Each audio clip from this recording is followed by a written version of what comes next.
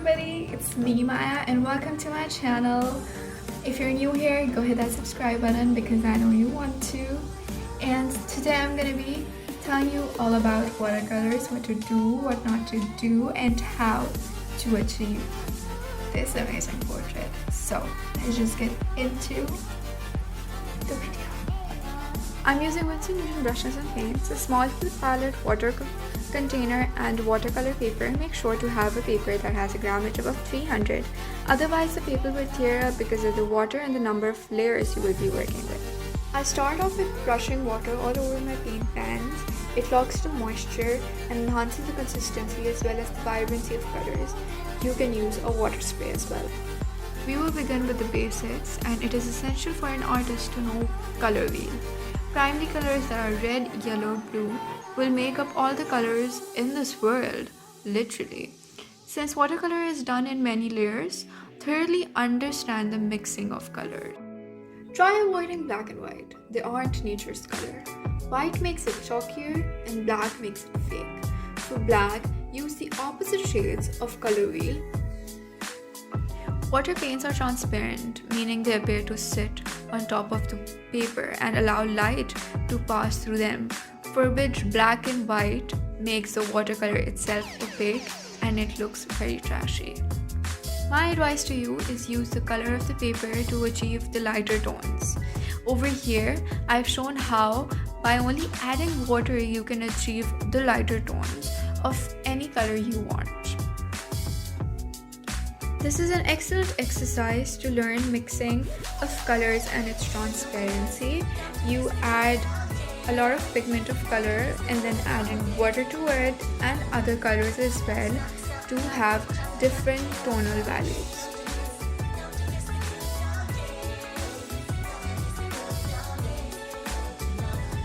I make all shades of skin colors with red, ochre and burnt sienna.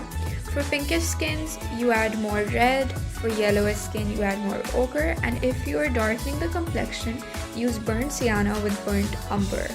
Watercolor is a layer work, just like Photoshop. You start with lighter and build up your colors. Remember, water is your friend in making different color tones.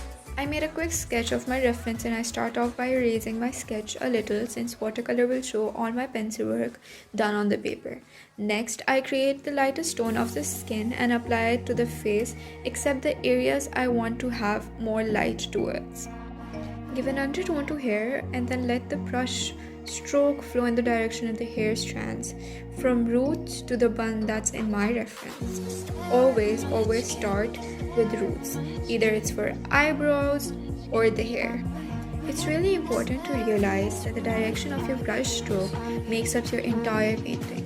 Just like makeup, for contouring, you bronze it from the top of your ear towards the mouth. It is all about movement. Further, I start defining the features of the face and start building up layers on top of each other. A huge shout out to Ms. Shakila Waheed and Ms. Rabina Shafiq, who believed in my work and taught me one of the essential part of drawing or painting. They always told me to either sketch or paint with burnt sienna. It looks more natural and it blends with the layers that you're adding in. It never looks fake.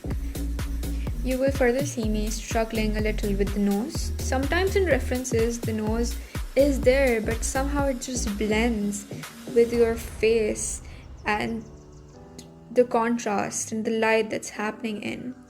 I still sometimes struggle with drawing and painting nose, and it is okay to have a weak point. That's how you learn and grow. When you're new to watercolors, yes, it's better not to put in a lot of money on materials, but good paper is a game changer.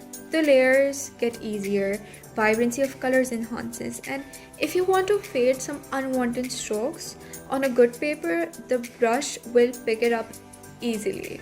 Just like you'll see me further picking up colors and maybe fading out some tones as well. If you're super desperate to use black and you want the darkest shade, then use this alternative. Mix in burnt umber and ultramarine and voila, you have the nearest black shade. Whenever you're choosing a reference, you need to think through and ask yourself, what are you aiming to achieve with this?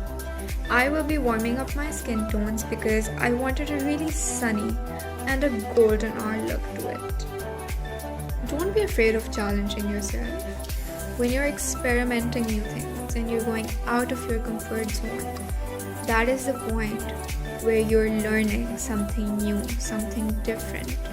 You're exploring yourself, your talents, and your limits. And there are no boundaries and there is no limit to the talent. It is ever growing, and the journey of it is absolutely amazing. Giving my final strokes to my painting, and my 1 hour portrait is coming to an end. For an artist, there is never a stop. You always see your work lacking and needing improvement, but to others' eyes, it's a masterpiece. This is the beauty of art.